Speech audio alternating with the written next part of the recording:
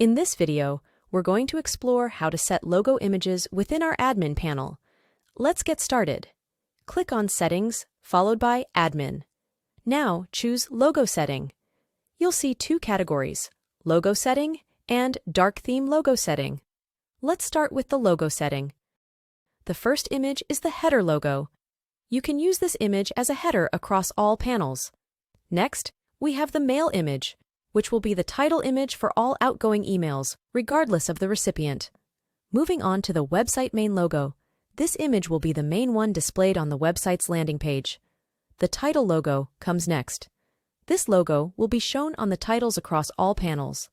The last image under logo setting is the authorized signature. You can use this as your official signature on all outgoing emails. Now let's move to the dark theme logo setting. These logos will be used when the dark mode is activated.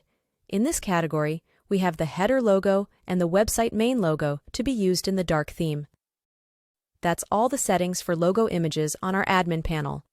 This video will have hopefully helped you understand the usage of header logos, title logos, main title logos, authorized signature logos, website logos, and dark theme logos for headers and main website logos.